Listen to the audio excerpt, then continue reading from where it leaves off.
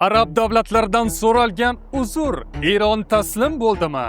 Tehron ming yillik tarixda ilk bor bu qadar sharmandali mag'lubiyatga uchrab, mintaqa bezorisidan mintaqa mag'lubiga aylangan. AQShdan quruqlik qo'shinlari yo'lga chiqdi. Yaqin Sharqda to'qnashuv xavfi oshmoqda. Bu shunchaki harbiy rotatsiya emas, balki Vashingtonning Tehronga yo'llagan eng keskin va xavfli salomi bo'lishi mumkin. Eron kurdlari qo'zg'alonga shay, rejimni ag'darish uchun kimning yordami kutilmoqda? Buning uchun qat'iy yer usti amaliyotlari zarur. Kurd jangchilari aynan mana shu vazifani o'z zimmasiga olishga tayyor.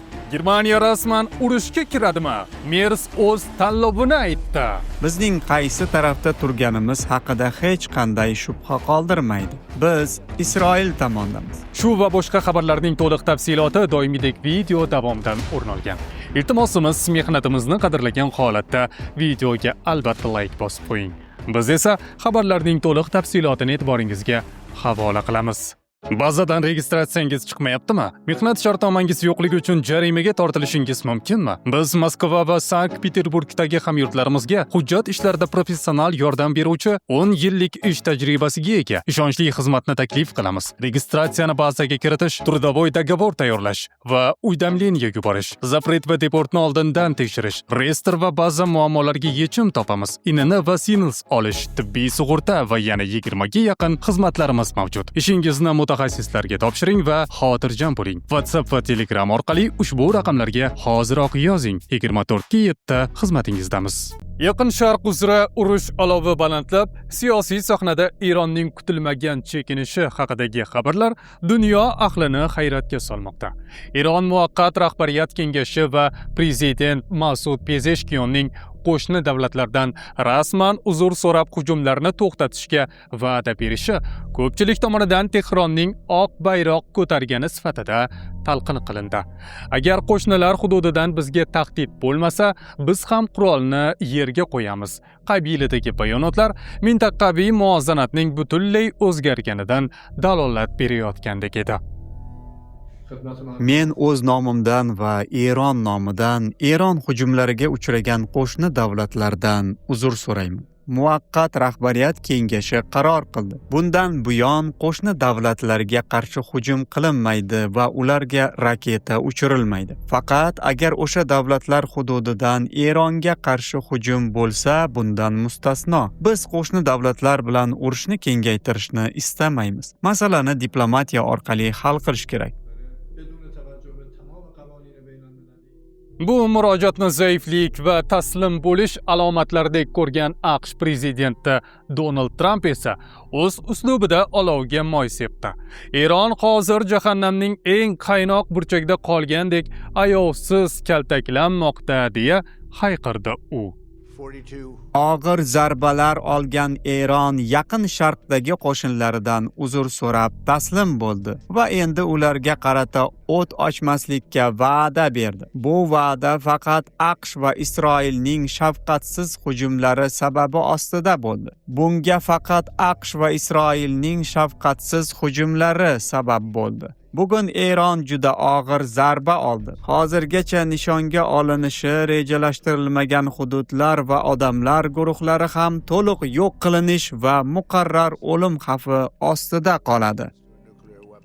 Trumpning ta'kidlashicha, Tehron ming yillik tarixda ilk bor bu qadar sharmandali mag'lubiyatga uchrab, mintaqa bezorisidan mintaqa mag'lubiga aylangan. Uning iddaosiga ko'ra, Pezeshkionning titragan ovoz bilan aytgan uzrlari faqatgina AQSh va Isroilning to'xtovsiz temir zarbalari natijasidir. Ular menga rahmat aytdi. Men esa ularga taslim bo'lishdan boshqa choralar yo'qligini ko'rsatib qo'ydim. Endi ularning taqdiri yo butkul qulash yoki yer yuzidan supurib tashlanishdir, deya so'zda davom etdi Trump. Eronning so'zsiz mag'lubiyatini butun dunyoga jar solgan holda. Biroq bu sirtqi sukunat va diplomatik odob ortida Tehronning po'lat irodasi va Eron qurolli kuchlarining vahimali qasos rejasi yashiringan edi. Prezidentning qo'shinlarga yo'llagan diplomatik salomidan so'ng Eron harbiy qo'mondonligi tomonidan berilgan rasmiy bayonot Washington va Tel Avivning g'alaba haqidagi xomxayollarni chilparchin qilib tashladi. Tehron hech qachon boshqalarga tiz cho'kmagan va cho'kmaydi ham. Harbiylarning ta'kidlashicha, Pezeshkionning uzri bu mintaqaviy birodarlikni saqlash uchun qo'yilgan strategik qadam. Ammo AQSh va sionist rejim uchun shafqat bo'lmaydi. Eron qurolli qurolli kuchlari ochiq-oydin e'lon qildiki, mintaqadagi har bir qarich yerda, dengizda, hatto koinot kengliklarida AQSh va Isroilga tegishli bo'lgan barcha harbiy bazalar, manfaatlar va xodimlar Eron raketlarining bevosita nishoni ostida turibdi. Trampning Eron mag'lub haqidagi safsatalari faqatgina uning go'riga olib ketadigan balandparvoz orzusi bo'lib qoladi. Eron armiyasi va inqilob qo'riqchilari korpusi uchun jang endi boshlanadi va ularning barmoqlari har qachongidan ham qattiqroq tarzda raketa tugmachalari ustida turibdi. Tehronning qaddi bukilmas, irodasi sinmas va ular tiz cho'kish uchun emas, balki tajovuzkorliklarni yer yuzidan butunlay yo'q qilish uchun oxirgi soniyagacha jang qilishga qasam ichganlar. Washington Tehronni mag'lub deb e'lon qilishga shoshilgandek ko'rinadi, ammo Eron harbiy qo'mondonligining vazmin va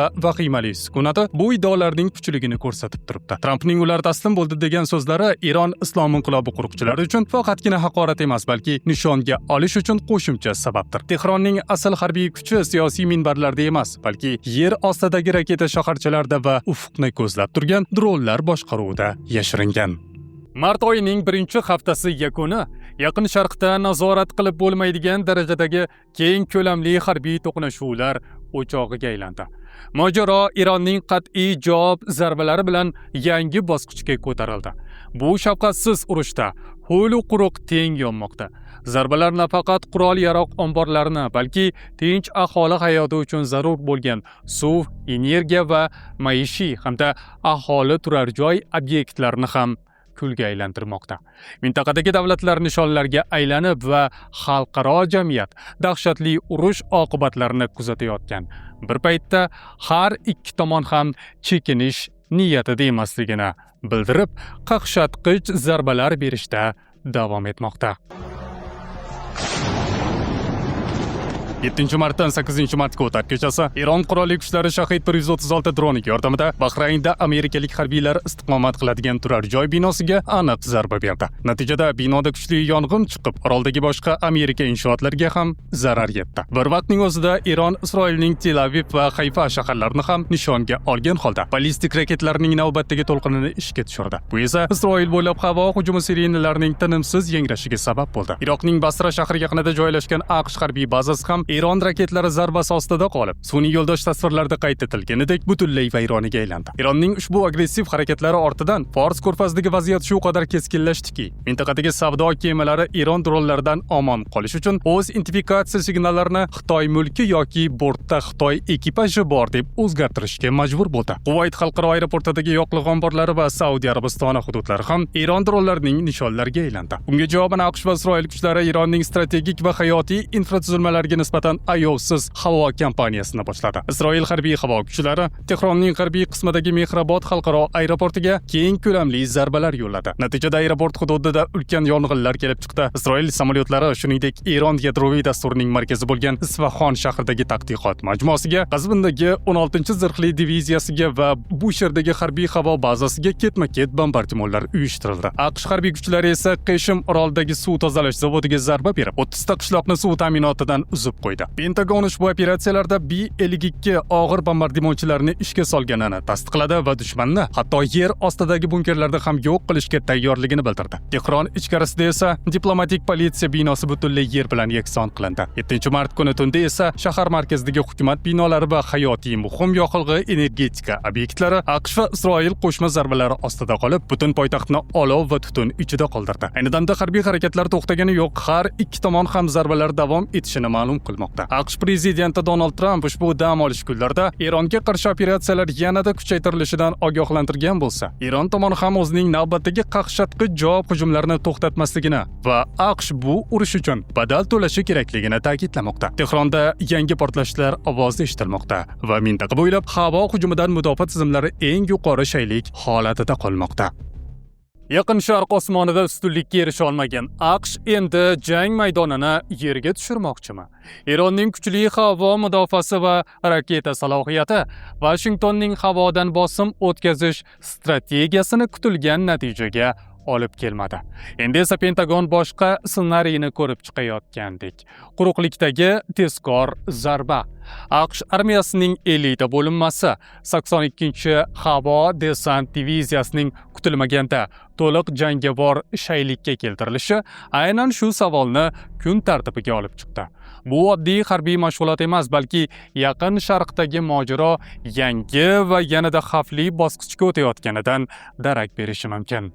G'arb matbuotining nufuzli nashrlari The Washington Post va The Telegraph tarqatgan so'nggi ma'lumotlar xalqaro hamjamiyatni oyoqqa turg'azdi. AQSh armiyasining eng elita bo'linmasi, tezkor zarba berish kuchi sifatida tanilgan 82-havo desant diviziyasi kutilmaganda Arizondagi rejaviy mashg'ulotlardan uzib olinib, to'liq jangovar shaylik holatiga keltirildi. Bu shunchaki harbiy rotatsiya emas, balki Washingtonning Tehronga yo'llagan eng keskin va xavfli salomi bo'lishi mumkin. 18 soat ichida dunyoning istalgan nuqtasida desant tushirishga qodir bo'lgan bu 5000 ga yaqin professional jamoasining harakatlanishi odatda katta to'fon oldidagi sukunatni buzadi. Pentagon va Oq uy hozircha sukut saqlamoqda, ammo strategik tahlilchilar xaritlarni allaqachon ochib bo'lgan. Taxmin qilinayotgan operatsiyaning bosh nishoni sifatida Eron iqtisodiyotining tomiri bo'lgan Xark oroli tilga olinmoqda. Eron neft eksportining qariyb 90% aynan shu oroldagi terminallar orqali o'tishini hisobga olsak, bu nuqtani nazorat ostiga olish Tehronga berilgan eng og'ir iqtisodiy zarba bo'ladi. Agar bu ssenariy amalga oshsa, bu global energiya bozorining qulashi va 10 yillikdagi eng yirik harbiy to'qnashuvlarga guvoh bo'lishimiz hech gap emas. Biroq bu shaxmat taxtasida Eron ham jim turgani yo'q. Tashqi ishlar vaziri Abbos Aroqchi ochiqchasiga ogohlantirdi. Islom Respublikasi har qanday quruqlikdagi hujumga munosib va qaqshatqich javob berishga tayyor. Tehronning ballistik raketlar salohiyati va mintaqadagi proksi kuchlari AQShning Yaqin Sharqdagi bazalar uchun jiddiy tahdid ekanini Pentagon generallariga yaxshi ma'lum. 82-diviziyaning mashqlaridan kutilmaganda olib qolinishi bu haqiqiy urushga tayyorgarlikmi yoki raqibning asabini sinovdan o'tkazish uchun tashlangan psixologik yurishmi? Hozircha bu savol ochiqligicha qolmoqda. Ammo tarix shuni ko'rsatadiki, bunday o'yinlarda birgina xato ham butun mintaqani olov ichida qoldirishi mumkin. Eron kurdlari qo'zg'olonga shay. Rejimni ag'darish uchun kimning yordami kutilmoqda?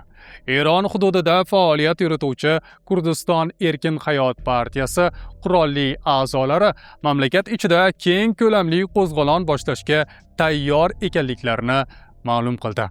Biroq bu harakatlarning boshlanishi faqat bir shartga, AQShning bevosita qo'llab-quvvatlashiga bog'liq bo'lib turibdi.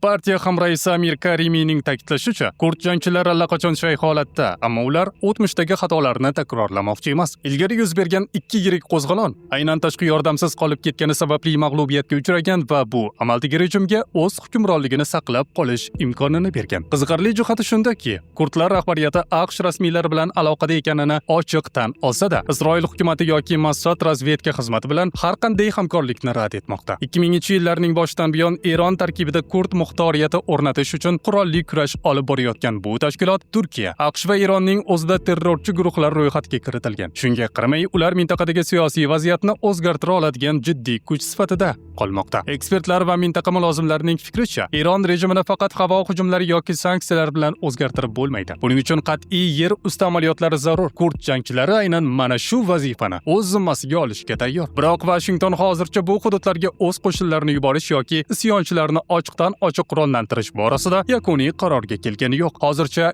Eron chegaralarida yuzaga kelgan bu sukunat faqat yirik davlatlarning siyosiy irodasiga bog'liq bo'lib turibdi. Eron tomoni bu provokatsiyalarga nisbatan misli ko'rilmagan darajada qat'iy javob qaytardi. Eron qurolli kuchlari markaziy shtabi vakili Hatam al-Anbiya Eron Iroq Kurdiston rahbariyatini to'g'ridan-to'g'ri ogohlantirdi. Ramazon oyida nega vulkan mahsulotini iste'mol qilish kerak? Chunki organizm tozalanish mobaynida vulkan mahsuloti ta'sirlari boshqa oyga nisbatan kuchliroq va tezroq bo'ladi. Prostatadagi yallig'lanish, achishish, og'riq, peshobga tez-tez qatnash va jinsiy zaiflikni samarali davolaydi. Bizning nomimizdan qo'ng'iroq qiling va 30% chegirmalarga ega bo'ling. Mahsulot yetkazib berish O'zbekiston bo'ylab mutlaqo bepul. Biz Qudduston rahbariyatini ogohlantiramizki, Eron bilan chegarada dushman kuchlarini joylashtirish bo'yicha har qanday harakat yoki hamkorlik Eron Islom Respublikasi qurolli kuchlari tomonidan qat'iy javobga uchraydi. Tehronning bu javobi shunchaki ogohlantirish emas, balki harbiy amaliyotga tayyorgarlik signalidir. Iron o'z xavfsizligiga tahdid deb bilgan har qanday nuqtaga, hatto u qo'shni davlat hududida bo'lsa ham, raketa va dron zarbalari berishga tayyorligini namoyish etdi. Shu tariqa kurdlar va ularning ortida turgan tashqi kuchlar hamda Eron o'rtasidagi qarama-qarshilik hal qiluvchi pallaga kirdi. Endi har qanday kichik xato mintaqada katta urush olovini yoqib yuborishi mumkin. Yaqin Sharqdagi urush tobora kengayib borarkan, bu mojaro atrofida Yevropada ham siyosiy chiziqlar aniq chizilmoqda. Qit'aning katta qismi AQSh va Isroil pozitsiyasini qo'llab-quvvatlayotgan bo'lsa, kam sonli davlatlar esa bunga qarshi chiqmoqda. Germaniya esa bu masalada ikkilanib o'tirmadi. Berlin ochiqchasiga Tel Aviv tomonida ekanini e'lon qildi. Xonimlar va janoblar, men boshqarayotgan federal hukumat bizning qaysi tarafda turganimiz haqida hech qanday shubha qoldirmaydi. Biz Isroil tomondamiz.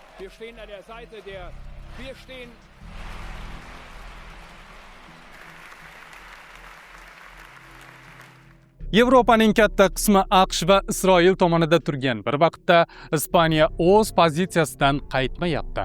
Ispaniya bosh vaziri Pedro Sanchez nafaqat AQShning sanksiya tahdidlariga dosh berdi, balki Yaqin Sharqdagi ko'plab davlatlar sukut saqlayotgan bir paytda Ispaniya o'z bazalarini AQShga berishdan rasman bosh tortdi va hatto u Trumpning tanqidlariga qaramay Eron ustidan amalga oshirilayotgan hujumlarni yana bir bor keskin tanqid qildi.